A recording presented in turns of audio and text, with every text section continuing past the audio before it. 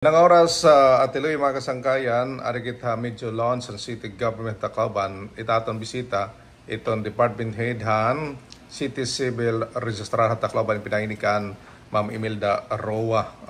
Kuan ko din importante din labi na iton may mga clerical error, sayop ang baga spelling iton mga apelyido, ngaran, ngan middle name. Ma'am, mo pa nga aga, di ba ibalak sa radyo presyo muli program? Mo pa nga aga, han mga mamaratiya na. Ada ko yan na para hiton masayuran ang mga problema, pati yan aton mga civil registry documents. Ayan, unahan ko na lang ma'am, ang trending yan na. O, tipaw na ano naton, bubuhaton din adiri mahitabo paresan kan dismiss Bamban Tarlac Mayor Alice Go. So, amol good man yan na. Trending. Oo, trending talaga ito yan na. So, actually yan na, yuntagan kami memorandum circular nga bag-o pati iton nga delayed registration. Kasi dapat, supposedly, ang delayed registration talaga, may nakita personal appearance.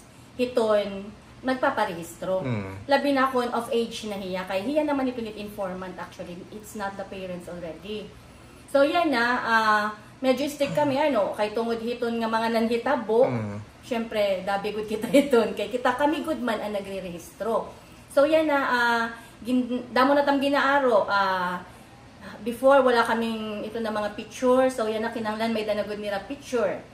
And then, damo kung affidavit of delayed registration. Requirement. Negative result talaga from PSA. At talaga, waray good hira record. Kasi, bangin, magkamay nila record before, nga ibalaan ira, iba ang entries dito. Like, for example, ang ira pagpa-register before is gigamit ang mother la. And then, nagpa-delayed registration hira using the surname of the father na. So, kinahanglan talaga, may the negative certificate from PSA. Actually, nakikitaan gadyapiton kay once nga the same it mother, bisan ang gamit na niya is ang kanan before, pagpa-verify niya, gimbutang niya dito ang surname and father na. Kaya amo naman niya ipaparehistro untang ini. Pero nadidetect gihapiton ha system because basta same it mother, tsaka ang birthday, magawas good man ta, nga may edad talaga yung record. And then, kinahanglan gihapon ng two documents affidavit of two disinterested person. And may the good knowledge han iya pag-anak ha iya. Ano ini? May mga knowledge sa sangkay? Mga sangkay. Basta diri hiya related, not a relative. Then, kung kasal, ang kag-anak, kinahanglan may ada para masabtan kung magamit it apelido or diri. Then, the national ID importante. Then, the barangay certification. May dakita photo 2x2 nga front facing white background. Tapos affidavit of the registrant in case the document owner is deceased. Kasi may ada bisan patay na, yung paparehistro pa man, especially kung mga partiha tuna. So bisan waray na, yung paparehistrohan mga anak, dapat talaga ito nearest kin liwat it magpaparehistro. Then kung ang nanay waray dida ang magpaparehistro kasi dapat talaga ang mother kasi siya good ang may dan facts good good mother bisan kung dako na. Yes. So pero kung of age na pwede na, kung legal age na pwede na. Then the mother kung waray hiya dinhi kinahanglan may niya affidavit kung hain and whereabouts san mother. Then the affidavit of paternity in case nga diri kasal pero gusto makaapelyido ha tatay. Then the passport of both parents, kung ang parents is a foreigner, kinahanglan naton.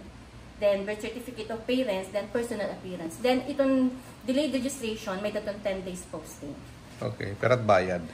Ang delayed registration is 500 based on aton ordinance. And then we have the 300 for the endorsement sa PSA.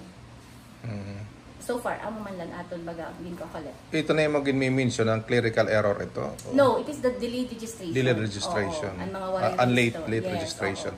Kung may mga clerical error, ano't mga steps? Kung clerical error, duduwa kasi ang aton usa nga ang mga clerical and typographical, and then we have the change and first name.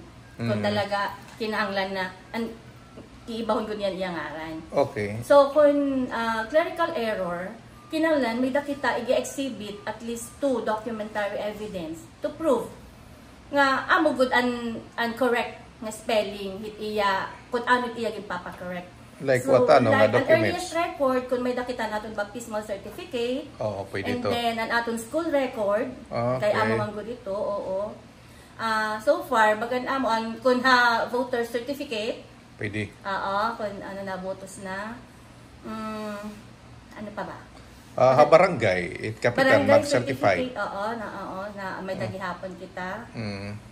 Baga so far, amo Amalay mga documentary evidence. Maganda ko pagad kung may daka mo kuan ang iyong mga SSS registration, ani pag-ibig, any evidence nga may dito niyo ngaran nga amo ang correct spelling. Okay nang lang gihapon in witness. Yes, may dagihapon. Pero nga witness. Basta laging to disinterested. 2 witnesses role? O duha nga witness? Then kung ang change of name or gender and then the date and day of your birthday, pero basta year court na talaga. Sige, ma'am, ito yung jurisdiction, ano tayo? So ito, yung typographical and clerical error sa amin yan. Then, ito gender, yung change of name, haamon, then month and day of your birthday. So, basta change of name na, the gender, and the birth date, kailangan may dala kita NBI, may police clearance, then newspaper publication for 2 consecutive weeks. Change of name, iyo. Change middle name. Change kung last talaga, name. basta middle name talaga nga, harayo na, hiya. So, diri na ito amon gihapon. Basta, diri ko diya typo, diri na ito amon, typo or clerical. Halimbawa, let's say, angay-angay, tapos naging rowa, ang middle name, i-change daw, diri na. Substantial alteration na talaga. So, we have to go to court. Pero kung angay-angay, ni ba may das, kung ni ba sagat waray? amistoso, naging amistosa, yun, parang typo Clerical. clerical. Okay. Yung sound, ada pa. Nagkaka-interchange ang letter. Mga extension name? Like yung Junior. junior, ano yan, change na gihapon, change of name. Iyo pagyap. Oo, amon pa. At di rin na iyo, amo latan tuig birthday. Yes, di rin ito amon. Then, kung, let's say, ang sayop is the date of marriage, let's say, nagbinuwa ka mo, nga kasal ka mo, especially during the family code na hindi pwede maka-apelyido ang bata, even acknowledge ng tatay. So, damo kasi ang case namon nga sugad nga, talaga, naghihimo-himo ng kasal, kaya gusto nila maka-apelyido. And then, now, ging kasal hira, magpapalegitimate na hira, so di rin na kasi pwede. Kinanglan na court na, they have to cancel that. And then, go process na for legitimation. Kung cancellation of marriage sa iyo pa? Oo, sa amin yan, yung cancellation na nagbinuwa ka. It's not true. Oo, nakasal kayo. Kasi gusto mo lang maka-apelyido ang bata at tatay. Ayan. Pero yan kumusta itong mga clerical error, ito yung mga nakarawat? Daw, ang among clerical error, kadamo-damuan, winner good ang Tacloban. So, ang aton clerical error yan na, as of September, is 284 na, ang change of name is 36. For the update of registration, as of September, yung timely na nagpaparehistro aton, sa birth registration, we have 5,699. And marriage, 428. And death is 2,790.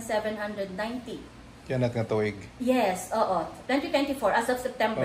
Then, the legal instrument, yung legal instrument, that is yung legitimation. Yung affidavit of legitimation and affidavit of acknowledgement kung gusto maka-apelyido ang bata. Okay. Isang diri ka sa law. Republic Act 9255.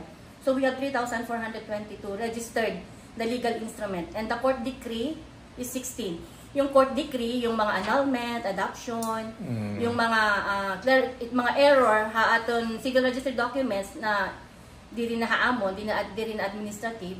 So, kung may decision ha court, they have to register. Haamon. Kun dinhi hira nag-file hin petition Tacloban. Annulment, legal separation, di rin na? Annulment, yes. Nalilista yes, kayo? Kinanglan i-register to haamon. Yung decision. Oo. for annotation. Para ma-annotate it yung marriage contract na annulled na, null and void. Oo.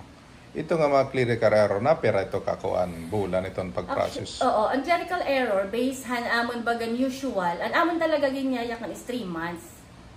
3 months. Pero na danay naiiha pa, naabot pa 6 months kasi because yun sa PSA, si Pamanira, dirila kita bugos nga Pilipinas, it naabot ka ira. Iton. So, yun, dili good natutuman. Pero may daliwat natutuman. Siguro kung kontento hirahan mga attach nga mga evidence. So, dili na nag-iha.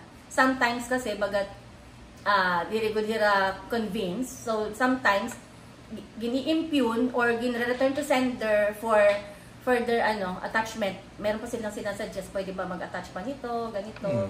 Okay. Kung papagyanan ka mo din na Tacloban, Ma'am Imelda, o waray ba mahitatapos o gadhan trending na siring ka pa kanina kan Alice Go nga may binaydan nga personnel ang registrar?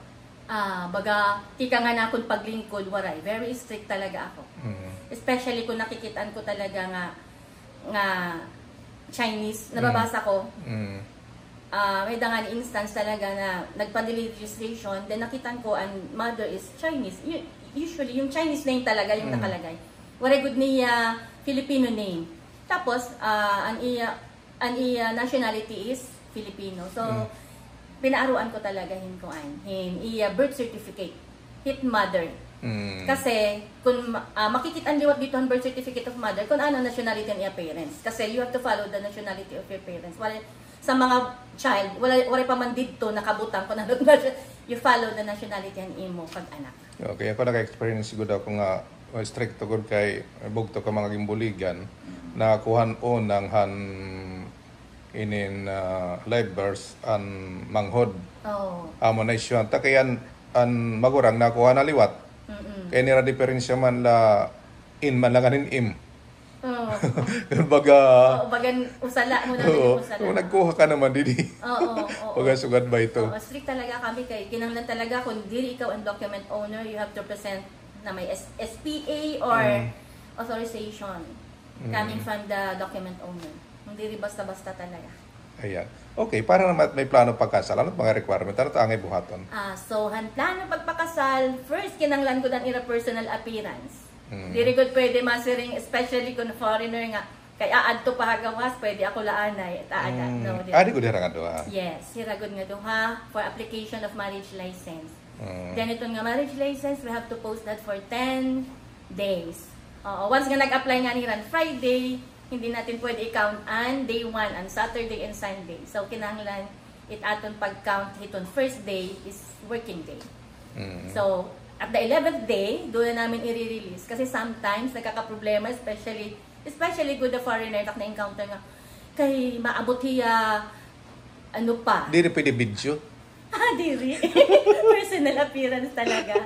Nako, delikado. Di ko dira. Di ka mo na to. Good. Dere. Kasi, even if judge, nga ma-solemnize. Even ni mayor, kinanglan kami not ma-check. Yung tatak ng passport. May tatak kung kaniya dumating. Di niya ato. Ano naman, damo mamit karo yung pagkasal, mga afam? Your record? Damot aton kuan, damot aton foreigner talaga. Damot. Pero gingagrant ba niyo kung nagko-comply la? Yes, kinanglan yung legal lalo na kung legal capacity, yung legal capacity to contract marriage. If ever divorce sila, kailangan naka-attach yung paper na talaga approve na ang divorce. For consent parents. Yes, kung below kung 18 and up to 22, kinanglan pa ng consent, and up to 25, kinanglan pa ng parental advice. And then talaga dapat they have to attend the pre-marriage counseling and orientation. Din ito. City Popcom aton. So, amiton. May damang kita mga license na mga nagkakantakin seminar, party. Ito, family planning.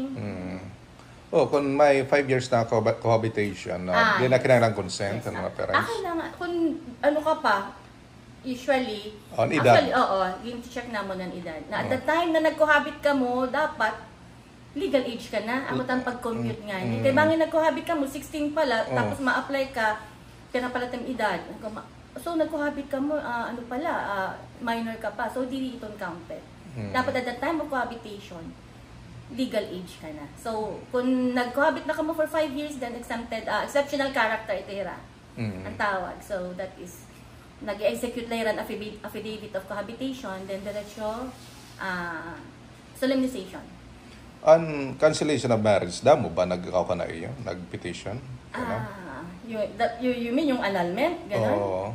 Annulment? Oh. Annulment, damo ato na re-registered nga annulment. Actually, petition ito ha court. Court. Na-record lang ka mo? Annulment is registration. Registration. Registration and then kami nag-endorse for annotation. Okay. Di pa nung dito niyo na ipapatuman ang Data Privacy Act? Kahit ka mo repository itong mga record? Oo, strict po kami data privacy talaga. Very good pwede. Bisan nga ni actually, siyempre, di rin may iwasan, may mga geogapiator. Pero, amo lagi nga na, very good ako nga may mga bago. Kasi di kita mana kasi pwede mag-picture. May kilala. So, talaga kinalad, matatapuran mo good. Itong tao nga aada in charge sa record. Kasi, very good itong pwede talaga yung agi daw dapat penalty, pwede pa kami mapreso, Diyos ko. Pero kung ang personal, mismo nga nakita, okay lang? Yes, personal, oo. Yung mga agency kasi sometimes yung sa police, sometimes nag-aaruga pera kung data kasi gusto get nila masabtan and siguro, ihapla, diri specific. Oo, yung lang, information numbers. Tapos yung iba, yung mga death, kung talaga patay na ito. Kasi court, so kinahanglan namin ng subpoena before kami mag-issue. Ito mga death certificate. Kasi bangin ito iba, nag-expire na sa kaprisuhan para in case ba, Ayan. na-appear man gyapon kami court. Ito mga correction through court na-appear kami. Kasi we have to bring the documents. O sana lang, kumustahan ko? May plano niyo ang mass wedding? Actually, ito nga mass wedding, since ito na aton regular nga program, dapat June pa talaga. Nagsiling na ako Mayor, nag-start ako Mayor June. Pero naton target is 50 couples. So until now, every barangayan, nag-aanang sugod kami nga kung nino gusto magpa-mass wedding. Mass wedding So, makigsumpayan na opisina para kung anon mga requirements, kung anon mga angay nila buhaton. As of now, 28 palaan nag-apply. So, amo ito, nga dirigod kami nakakapadayon kay syempre ang aton mga kaya kailangan lamang 100 at least 50 nga niyan amo niya na target laan kasi supposedly dapat twice a year 50-50 kahit amo nito target is 100 couple.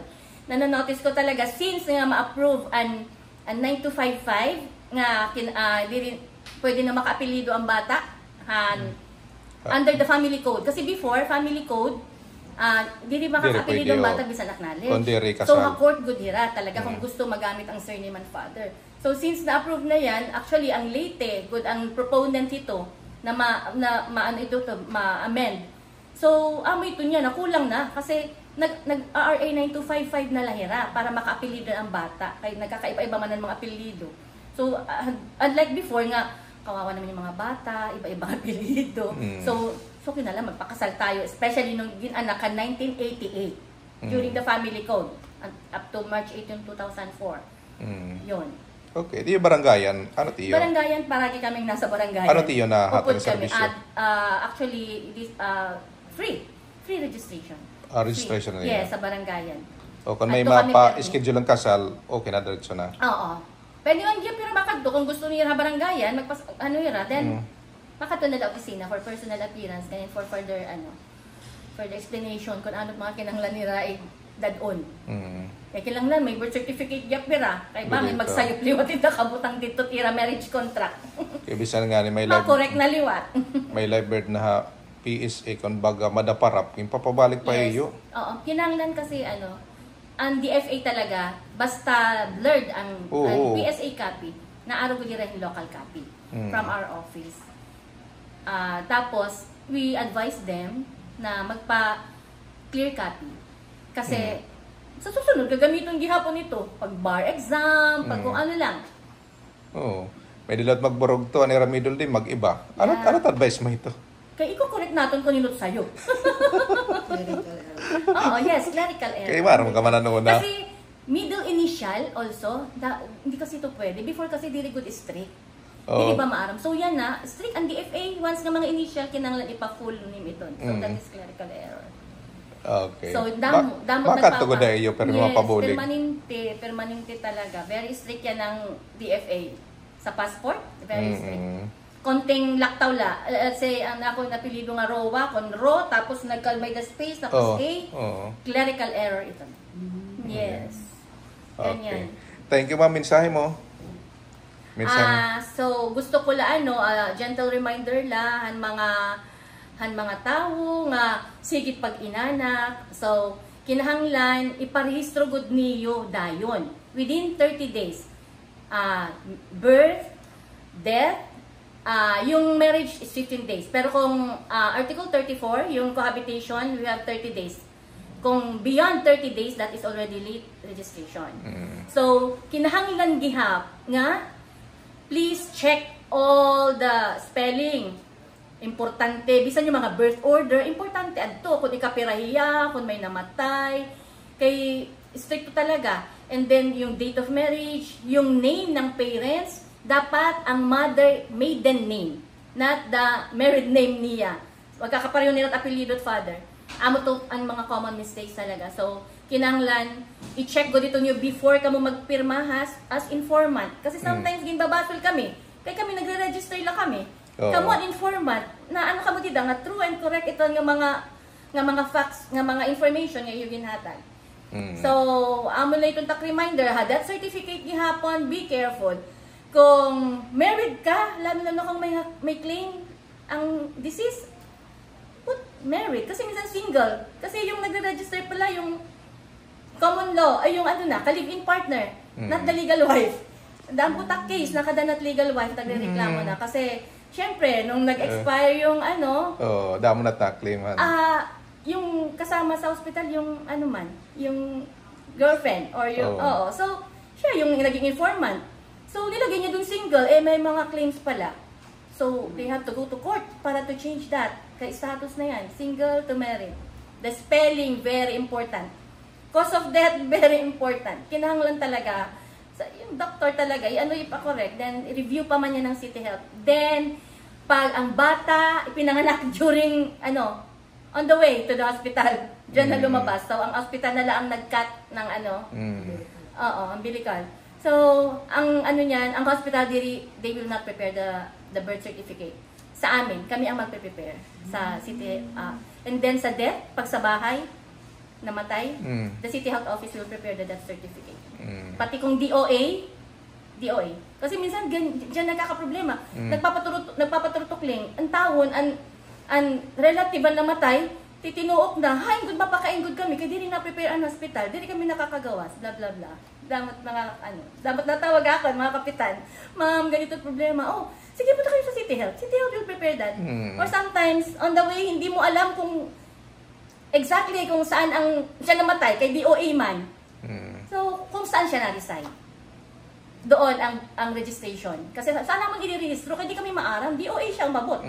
Takay transport pa iya, baka sa Palo namatay, sometimes sa may mga civil resident God. Kung hindi alam ang exact place kung saan siya nag-expire, then it is the dito, ginamutan ng hospital. Kasi may dakita din, higindaraman provincial. So, Hapalo. So, tikad to, ang tawag na, dahil mamain ba kay Papa, sugad-sugad ko na ako. Sabi ko, so, hain ka muna ako, Tacloban. So, sige, punta kayo sa City Health. City Health will prepare the death certificate. Ayan. Thank you, ma'am. Hining oras. Bagala, badang pagkataki parakyan at sunod na latiba. Damo pa actually, marami kami kaya na may dakita ito nga yung mga record nga permanent na hindi na kailangan every time hihingi ang agency, kailangan bago, kinanglan from PSA. Yun, kasi yun yung latest namin na issue. Kasi may mga may mga sanction din. Kung ikaw na end user, you keep on asking na the original, the latest, hindi kasi yun pwede. Okay, thank you, ma'am. Pakisakay natin ito natin Department Head, City Civil Registrar ng Tacloban, pinagdikan, Ma'am Imelda Roa. Thank you ka natin Gingay Gaspay, diligapan sa Jeron Plumperada. Tingang Didia Media Alone sa City Government ng Tacloban, our Simbulik Jimmy Angay-Angay.